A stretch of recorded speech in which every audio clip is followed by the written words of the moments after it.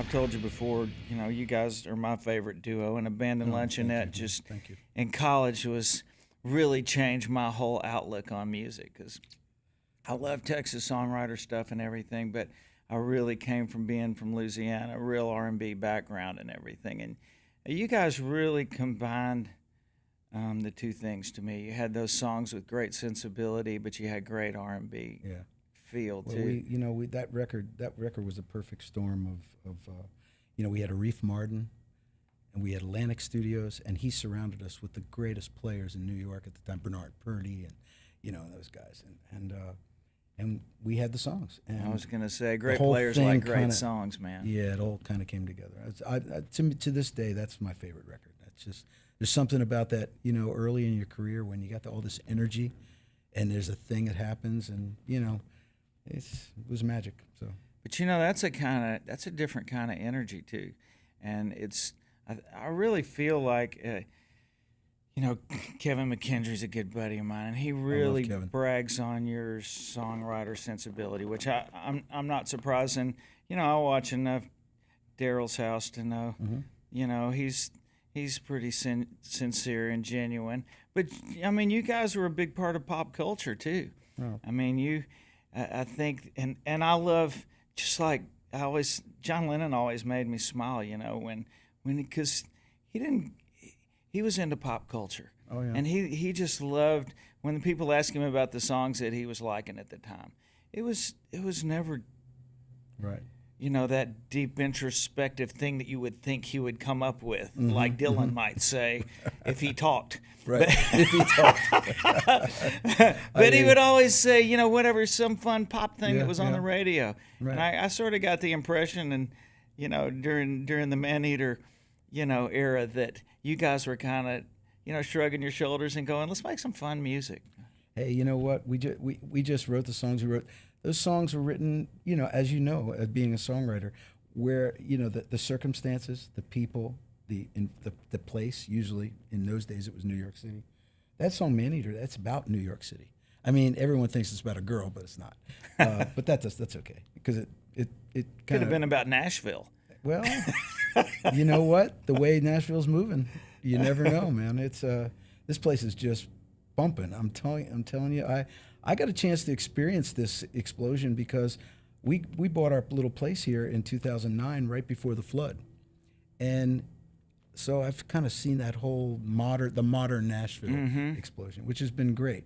And I came here in the '90s to write songs, and it was so funny. My wife came a few times. She goes, I don't think I'm going to come back with you next time you come because there's nothing for me to do and nowhere to eat. And all of a sudden, the city's just transformed, and for better, a little bit worse, but mostly for the better, I think. Yeah.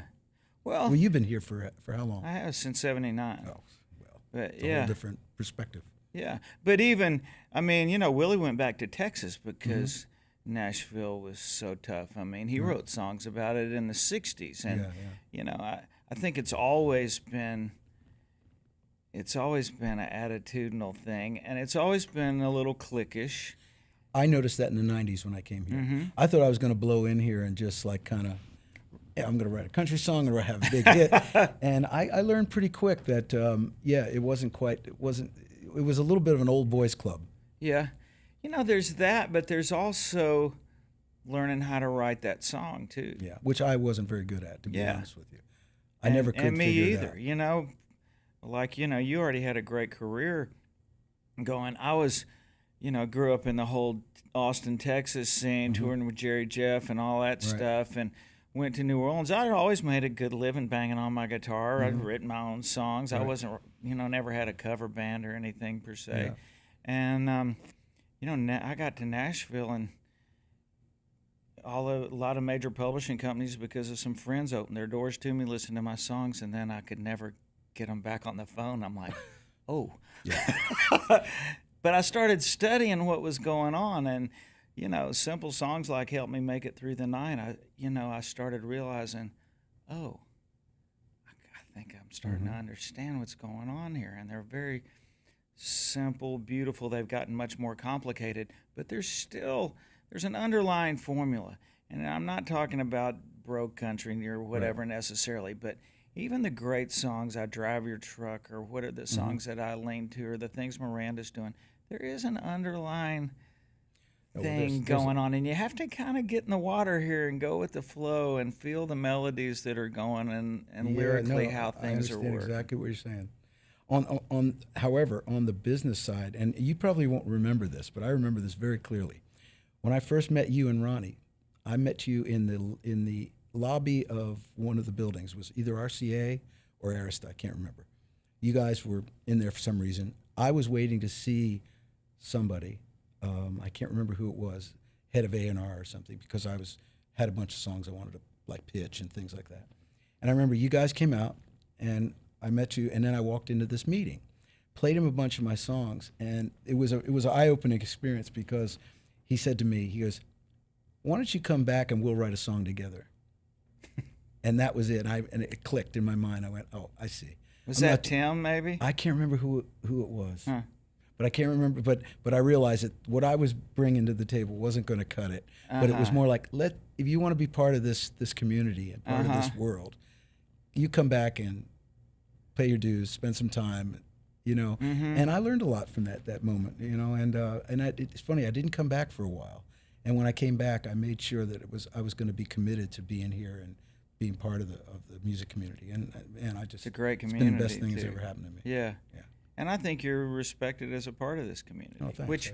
Which a lot of, I think it's like, sometimes it's like country artists or even pop stars wanting to be actors and whatever, and you kind of get that thing in Hollywood, like, oh, here comes the hillbilly singer. They don't care if you can act or not. It's like you're trying to, you're easing into our world here, and I think it just once. It's not that it doesn't ever work, because it does, but people have to realize that you are committed and you're not just going to take the town by storm. And because we've all been working hard here for a long time, I think, is the attitude you run up against, And that's it's fair and true. Yeah. Absolutely, man. Yeah. So, Merry Christmas. Merry Christmas. as usual, recorded on a 100-degree day in July.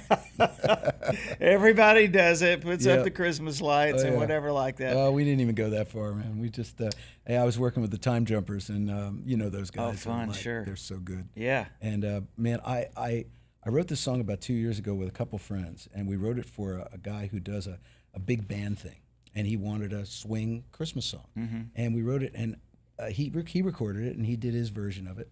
And I always thought in the back of my mind, man, I'd love to record this, but it's got to be the right people. And then I thought, the Time Jumpers have always been one of my favorite bands. And I thought, how about we do it at Texas swing style? And I reached out to them, and they liked the song. They said, we'll do it. And we recorded onto tape, analog. We never even went to Pro Tools. And man, it just came out. It came out better than I knew it was going to be good with those guys, but I was really happy with it. It's really fun.